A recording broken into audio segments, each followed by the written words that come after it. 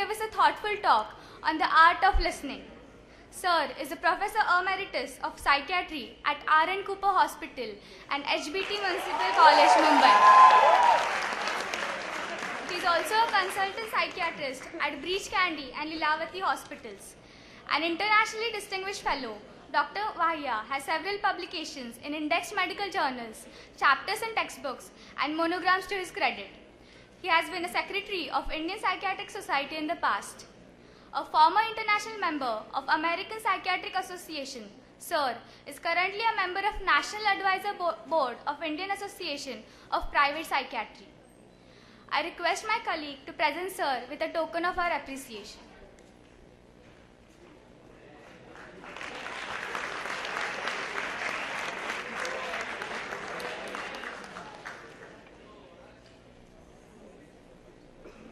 I now invite Sir to address the crowd.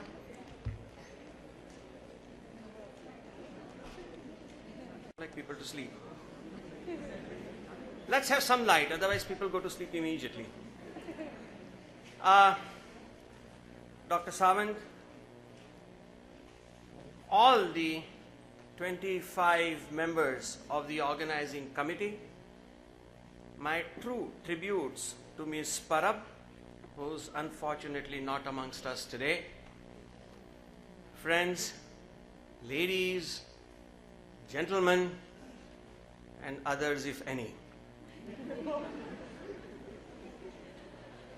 Approaching the 66th year of my life, I've gone through a lot of experiences. Only two things remain constant in my life. One is this name, and the second being gender and the DNA. But in these 66 years, I've attended several meetings and conferences, and I can honestly say that this Trinity is perhaps the best organizing conference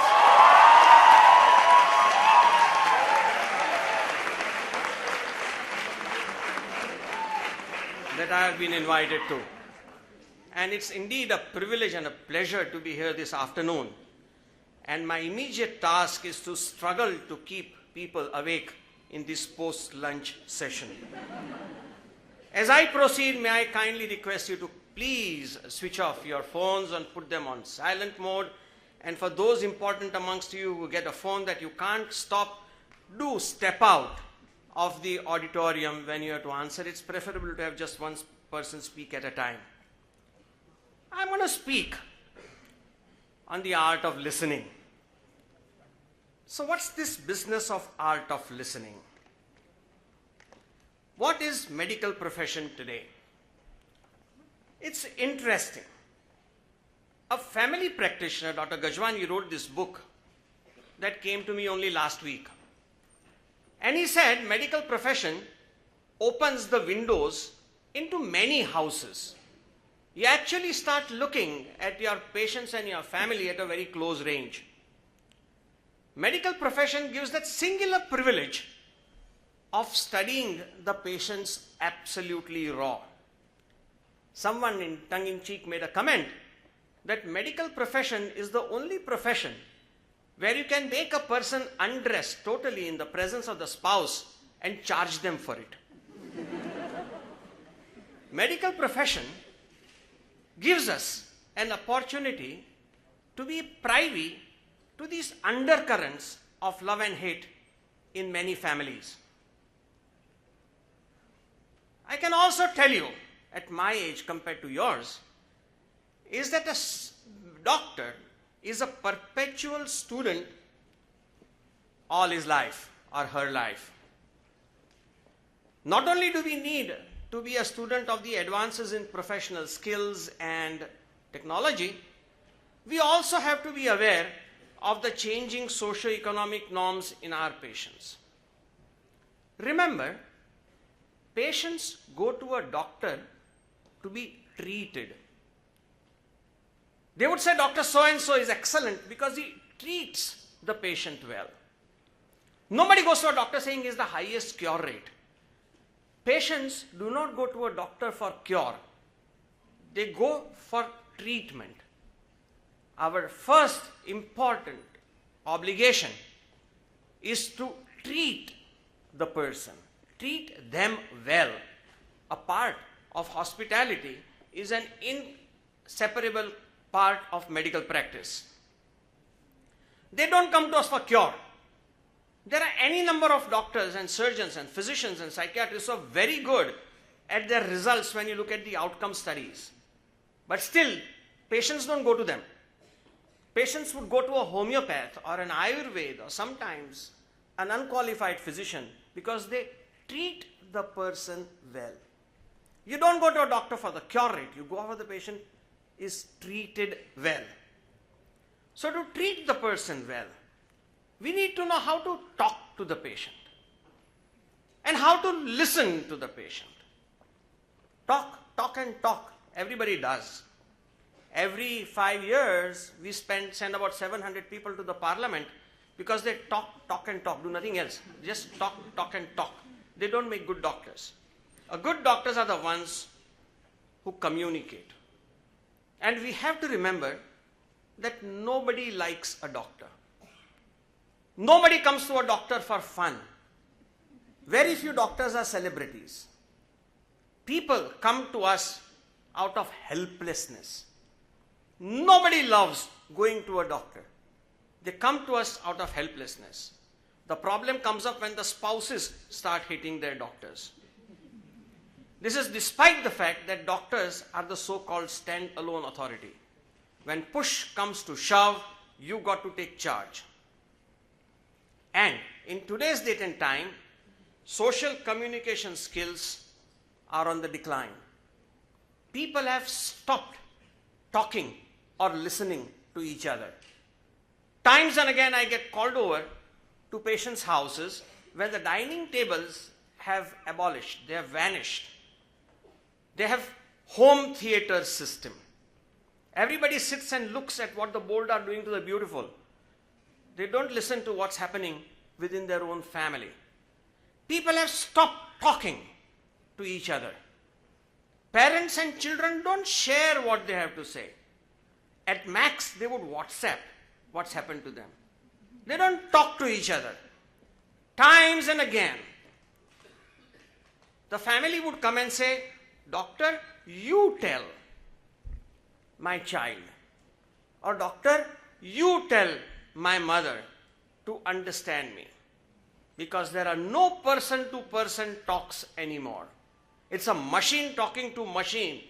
We take great privilege in saying message bhej diya. In the good old days, long ago, when I was young, people said a family that lives together dines together. Doesn't happen anymore. We now have got into a situation where the doctor's primary role is to talk to somebody else. You need a surgery. Do I? Please tell my family. You need to be hospitalized. Do I? Please tell my family. My son is not behaving. Doctor, you tell my son. My daughter doesn't listen to me. You tell the daughter. The daughter would come and say, "Oh, my mother is a stupid bitch. You tell her." Some aggressive mothers come and say, "Oh, my son of a bitch." Oh, don't say that. We need to speak to them.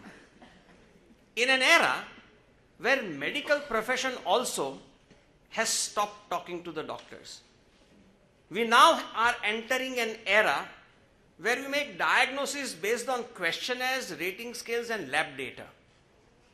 The technologically savvy medical professionals envisage a situation where we'll soon have a scenario where a person who is sick goes to a doctor, the doctor examines and asks for relevant tests.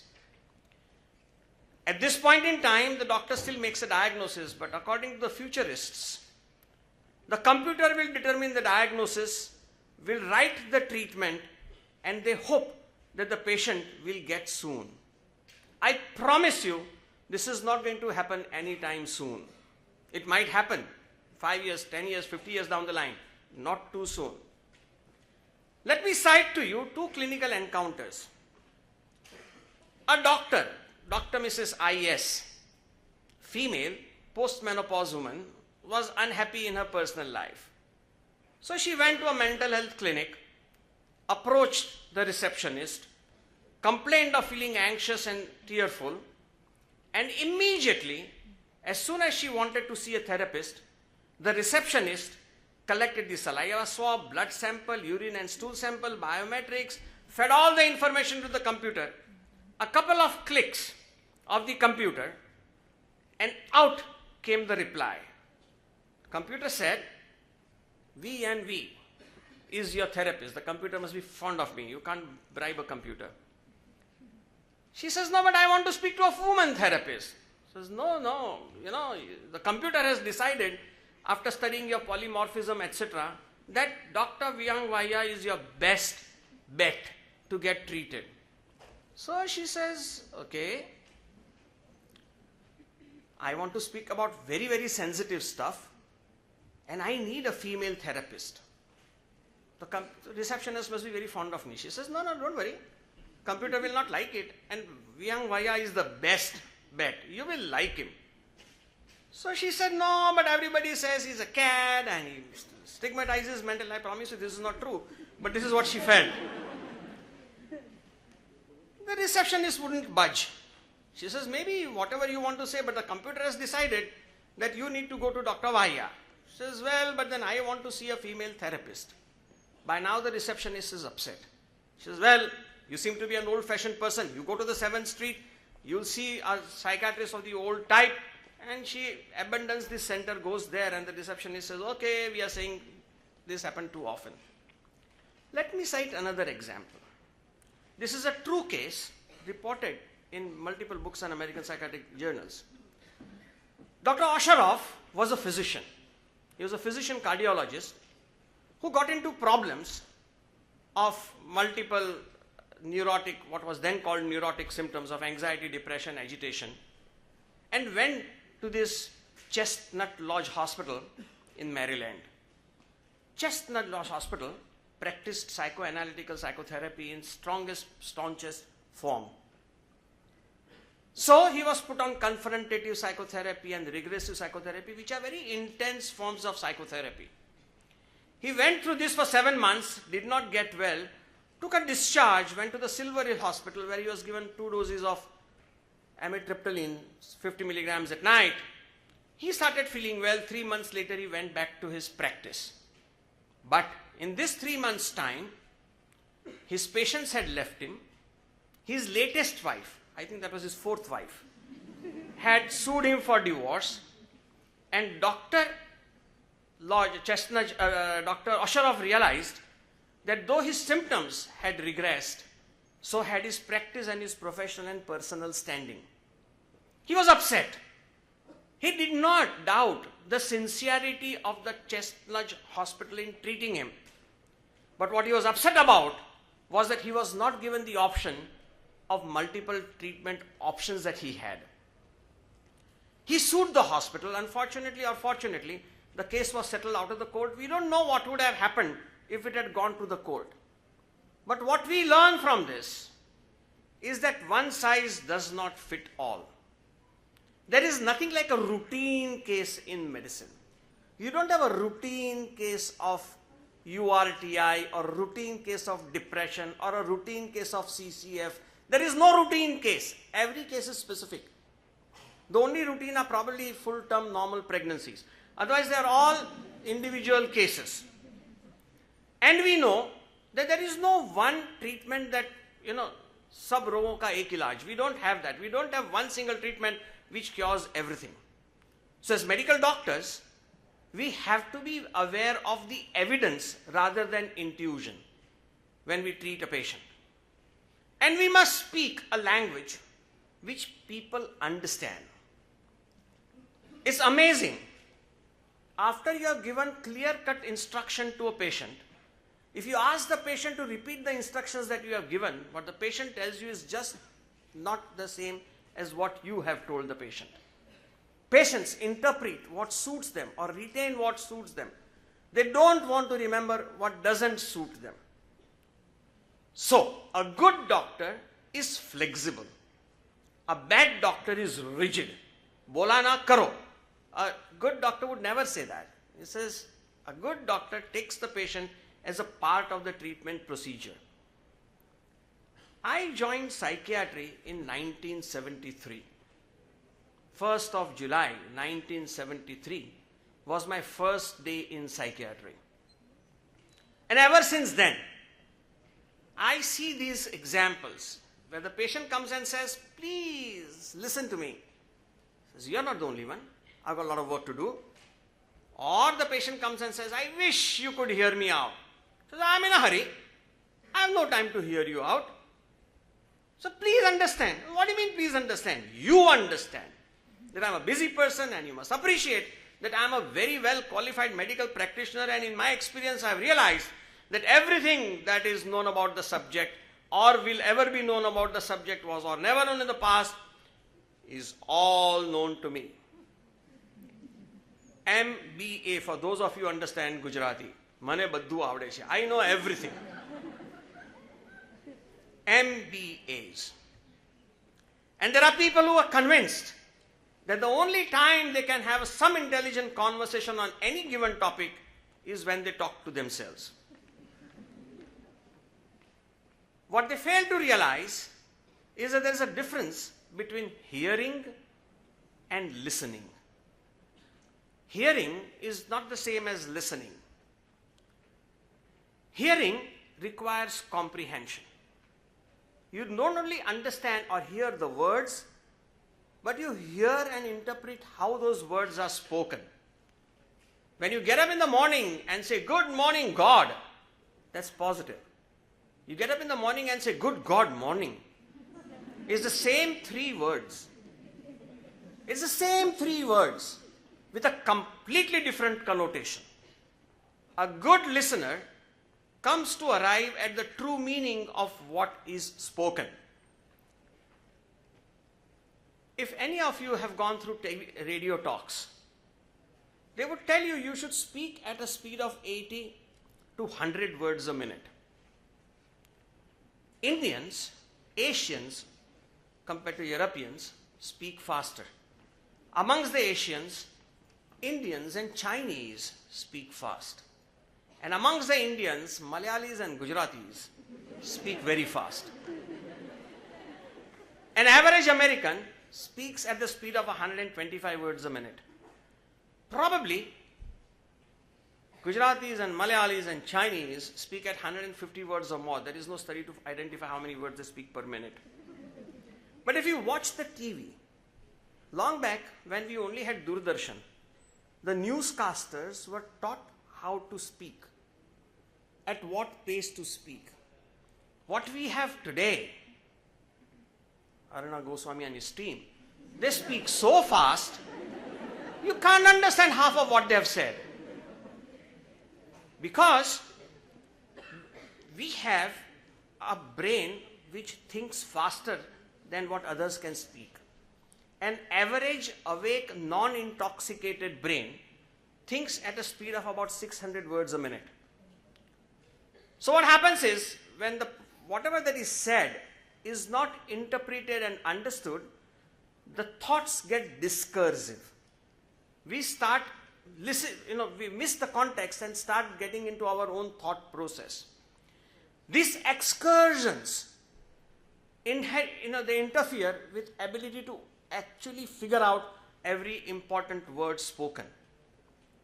So a good speaker and a good listener would learn how to overcome distractions.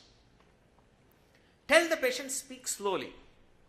Countless number of senior physicians and surgeons have developed the habit of writing notes. Just one word note, but notes to write down the important points that have come up in the conversation.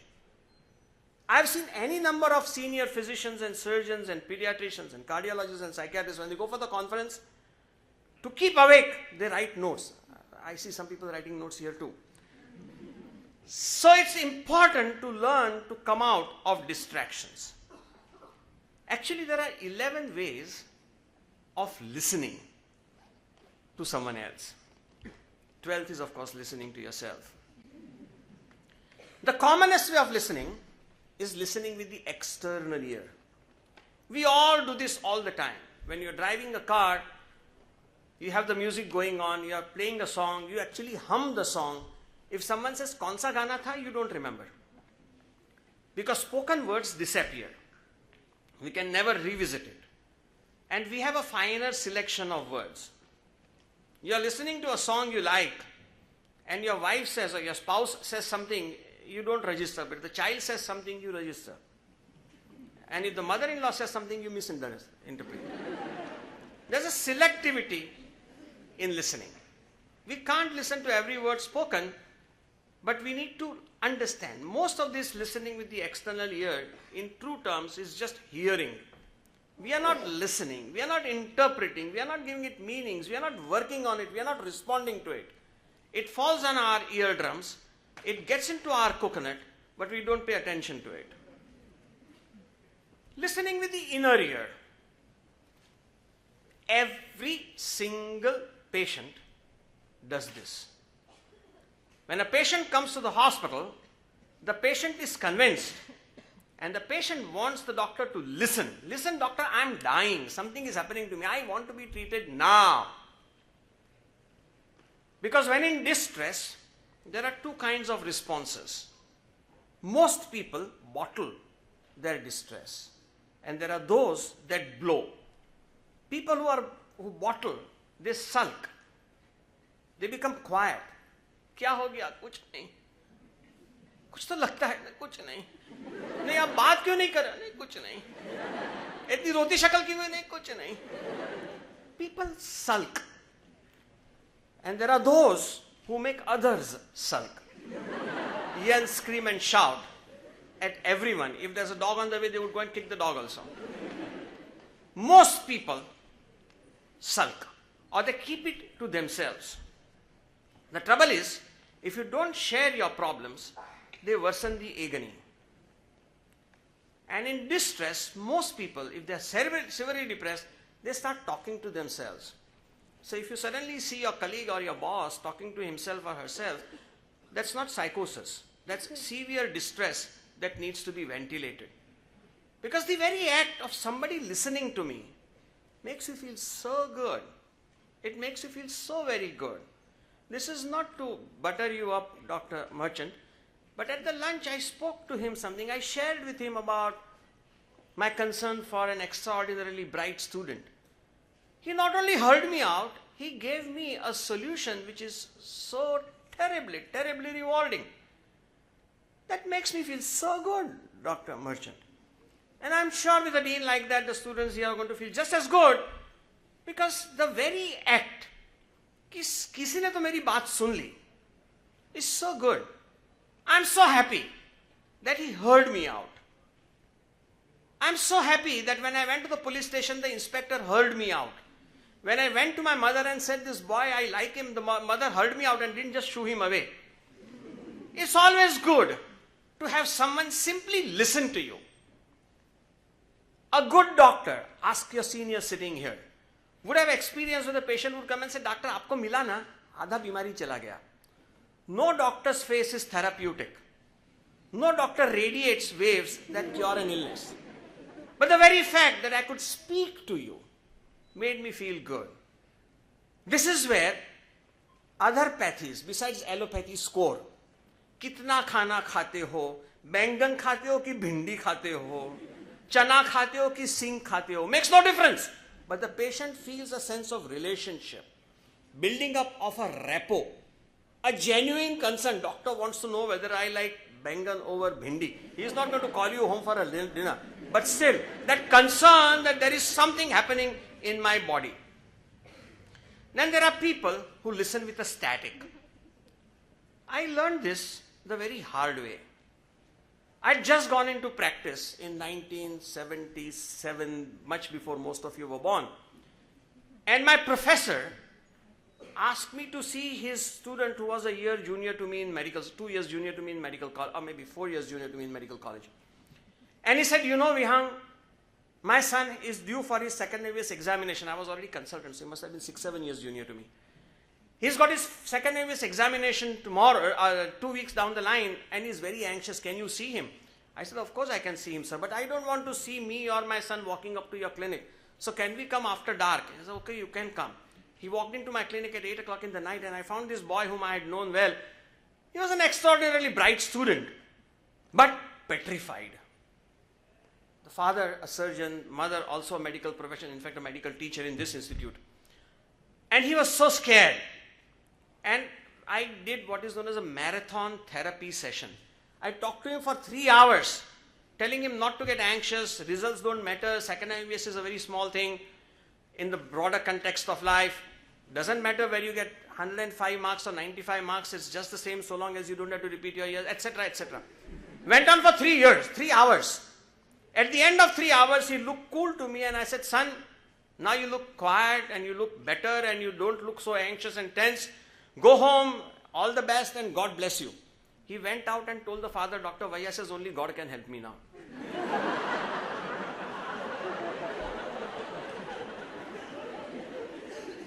There's a wide discrepancy between what is told and what is understood. I was just citing an example. When I was a second MBBS student, believe me, I was also young some time back. Long ago, but I was also young then. And I was in my second MBBS gynec term, and the oral contraceptive distribution from the government had just started, and my assistant honorary wanted to teach this 22 students how to dispense oral contraceptive pills, and we had a gentleman from UP, and he said, पंडित जी रोज रात को बीवी को गोली देने का समझा? हाँ साहब समझा. वो सो गया होगा तो जगा के देने का समझा? हाँ साहब समझा. रिश्ता नहीं करने का होगा तो भी देने का समझा? हाँ साहब समझा. घर में मेहमान आया होगा तो भी देने का समझा? हाँ साहब समझा. वो अमावस्या हो, पूर्णिमा हो तो भी गोली देने का समझा? हाँ साहब समझा. महीना आया होगा तो भी देने का, नहीं आया तो भी देने का समझा? हाँ साहब समझा. Went on for about 20-25 minutes. At the end of it, he says, Pandit ji says, doctor साहब आप कोई फिक्र मत करो. जिस दिन वो गोली नहीं खाएगा वो दिन मैं खा लेगा.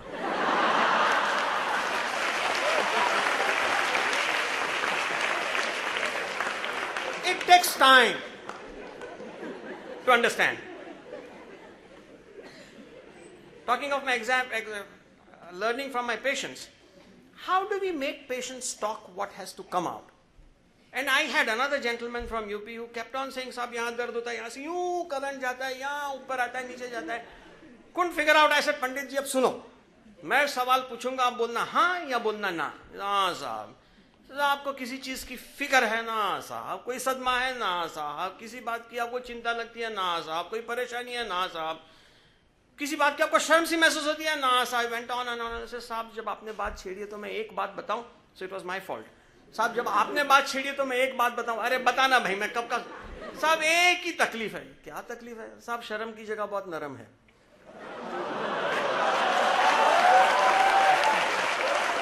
It takes so long to get the true history out of a patient, and we are obliged to do it.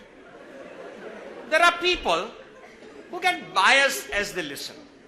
They are very, very impressed by what is taught. They love what is said. They understand every word without giving it a thought. They get carried away by the emotions of the talk.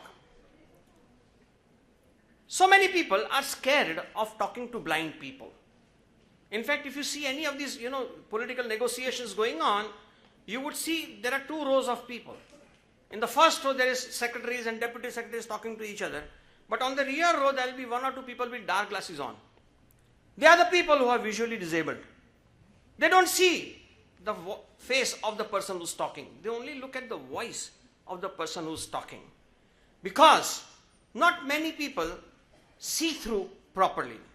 To cite an example, how many people really notice an error in this picture? There is no board here. They are sitting on air. People don't realize this. They go by what is seen. 3 charming women, the rest is forgotten. Doesn't work. Many of us have this, it's kind of not come out too well, but it's a special hearing aid which filters out criticism and amplifies compliments. Listening with a receptive ear. That's what Dr. Merchant did this afternoon. The listener forms an image.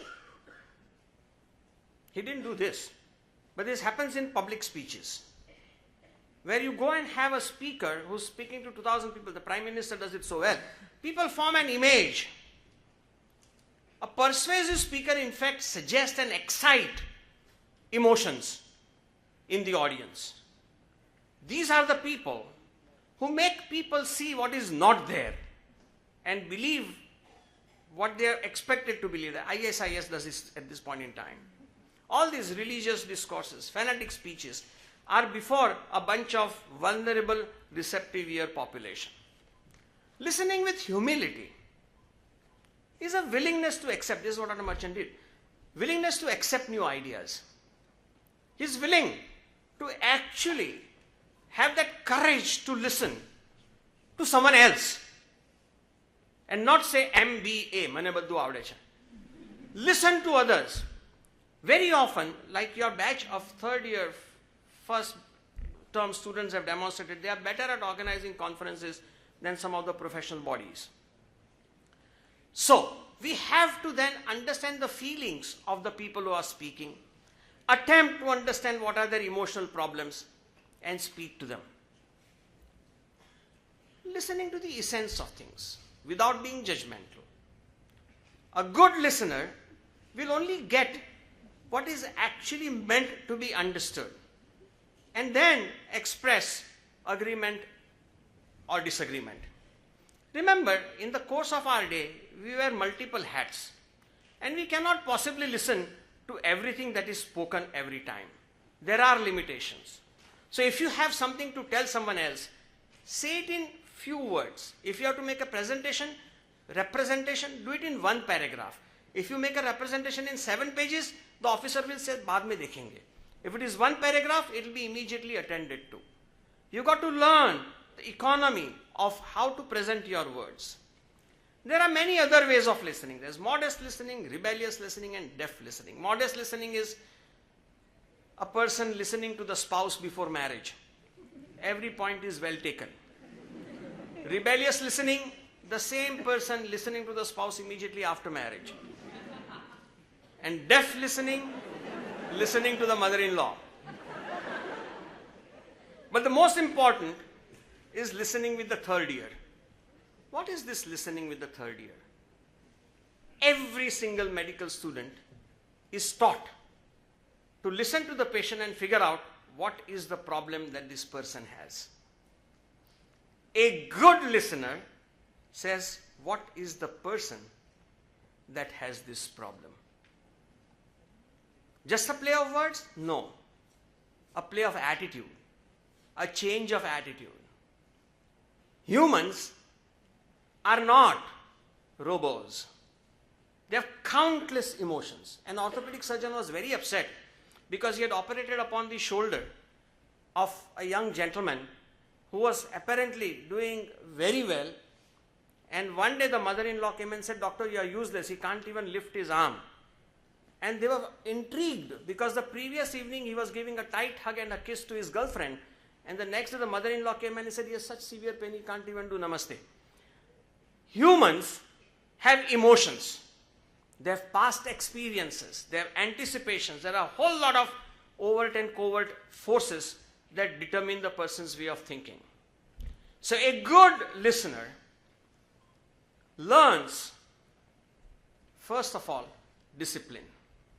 He has to learn to differentiate hearing from listening. A good listener should want to listen. Pardon my bringing in my conversation with the dean this afternoon. He didn't have to listen a word that I had said. He listened to every word I said. That's discipline and a wanting to listen to others. Concentration, figuring out what's happening, patience with self and others, grasp the meaning. Don't get swayed by understand the genuinity of what is said. Live in the present. Dr. Khanukar is saying, patients get so upset when they go to a doctor and the doctor says, "Kya bolo, bolo, bolo," and he's telling somebody, "Haan, bech dalo, ye stock bech dalo." Patient says, "Aap stock ki baat kar rahe ho ya meri baat kar rahe ho?" It's important to live on here and now and prioritize what you want to live. And please be relaxed and willing to consider the expectations of the others. Because when somebody has a problem, काय झालं, कैसे हो गया, किसने किया, अरे बाप रे ऐसे कैसे किया, ऐसे कैसे बोला, explanations and excuses don't help. What helps is action. Hua, aage ki socho. You have a problem, find a solution. Don't spend your time figuring out whatever. We are medical doctors, we are not police officers. We are not trained to look at the cause of a problem. We are trained to look at the solutions of the problem. So be proactive in your approach. So who's a bad listener? Bad listeners are those who are scared of being alone. All the political leaders, they never move alone. They have 25 security people around them. They pay the security to be around them. They have a poor laukar bola, thorkyat bola, jaldi batao. They project themselves as guys who can't lose out on time. They make no effort to understand others. They love calling themselves multitaskers. They perceive themselves as man of action. They have to do it. I am the God's given gift to human race. Nobody appreciates, not even my spouse, but I know I am the God's given gift to human race. They are bad listeners. When do people stop listening? When there's a monotonous speech. When there's altered sensorium, post-lunch. When they are preoccupied. ये बोलता है कभी ना कभी तो बकवास बंद करेगा, उसके बाद में मैं क्या करूंगा, उसको मिलने का, ये बनने का है. The Boy effect of attention that I said, 600 words versus 125 words. When people cease to live in reality, they are scared of the truth. Nobody wants to face the truth. There's a frantic effort to not let personal fears be manifest. And shanti chahiye. I want peace in my mind. I want shanti. The only method, the only possible means of achieving long-term shanti in life is to marry a person by that name. You can't have long-term shanti in life. Usually, people hear what they want to hear. They discard what they don't want to hear. And a good listener learns to be introspective. Why did this person lose out attention when I spoke about this? Probably that is the area of conflict. In practice, this was, I couldn't get the reference, but Stephen Stahl said this with reference to pharmacology. I adapted that to listening. When you listen to a person, begin with the end in mind. Where am I getting to? There should be a complete solution and a restructuring of whatever that caused the problem. Synergize. Deal with laboratories, deal with other physicians, deal with family members, religious, if the person is religiously inclined, religious chief, whatever the family values. Continuously sharpen the saw. You got to learn totally and continuously what's happening in this world. Prioritize, put first thing first, and always think win-win. Not just you win by getting the fees, but also the patient winning by getting better. Become proactive, find solutions. Understand and be understood. मैंने क्या कहा? सुना, समझा, हाँ समझा. क्या समझा? You ask this patient just क्या समझा? The tablet that has to be taken 3 times a day, they will take it once a day, and the tablet that has to be taken once a day will be taken 3 times a day. People will misunderstand, not because they want to misunderstand, but because they are anxious. Meeting a doctor is a terribly, terribly anxiety-provoking situation. And amongst them, doctors are the worst patients because they are super anxious. And in this today's date and time, we have medical graduates from medical colleges, allopathic. We have medical graduates from non-allopathic medical colleges. Then we have internet medical graduates. We have Reader's Digest medical graduates. And then self-acquired medical graduates. मेरे साले की तीसरी भतीजी की चौथी south की पांचवी बहू का ऐसा था, इसलिए मेरे को ऐसा है. Self-taught medical graduates. So how do you get yourself understood? Get a good data, ensure confidence of the patient, ensure compliance, make sure that you get into a good rapport. A patient should be a partner. There has to be a respectful posture. And remember, a well-informed doctor is a perpetual student of the patient's weaknesses and strengths.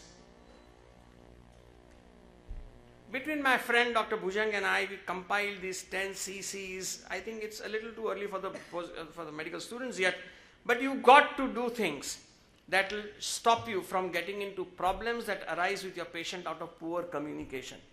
मैं क्या कहना चाहता था और मैंने क्या कह दिया, उसमें फर्क होगा, तो this will become handy. But what I really want you to see is the qualities of a good listener. Eyes on the speaker, that's your patient.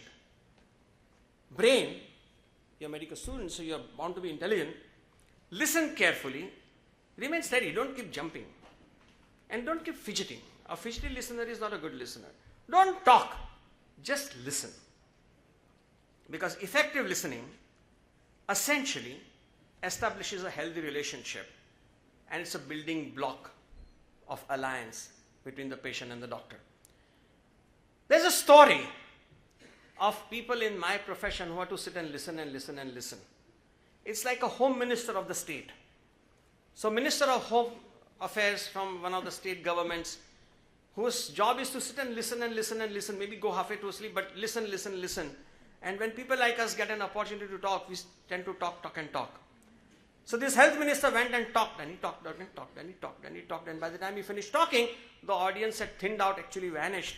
And the custodian was waiting at the door, very nice, humble man with the lock and the key, and the minister felt sorry, and he said, Bhai Sahab, I'm sorry, I seem to have overstepped my time. I kept talking and talking and talking, but you can't blame me, there is no clock in the wall. And that humble gentleman said, I know, sir, there is no clock in the wall, but there is a calendar.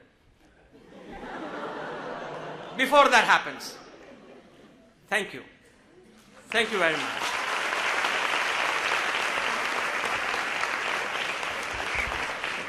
Once again, my God,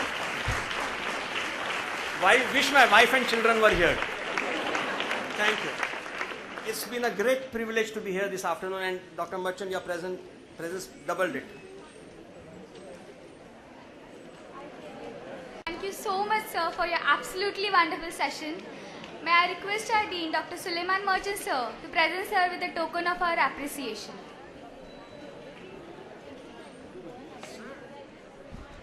So before I present Dr. Vahia for this excellent talk, I just want to convince him that Dr. Vahia, you're still young. Don't feel you're at the very first slide I saw. I said you're not only young, but you're a naughty young boy when you were a kid. So for that, can you just see? I'll just put your first slide up. Can you have it first slide? So you'll see why, when I saw the slide, I said he must have been a naughty boy. And he entertained us so thoroughly with his sense of humor. But it's worth reading that first. I think some of you in the audience may have picked it up. The first line of his first slide says it all. I don't need to. Next one.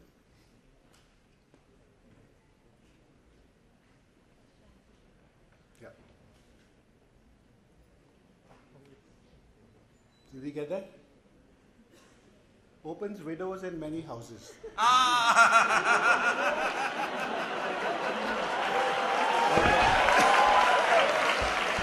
Okay. This was just his jest. I mean, psychiatrists are always fun, good psychiatrists especially. I have this little joke I want to share because psychiatry joke my brother told me a long time ago, but it's one of the best history-taking examples one must listen. The art of listening.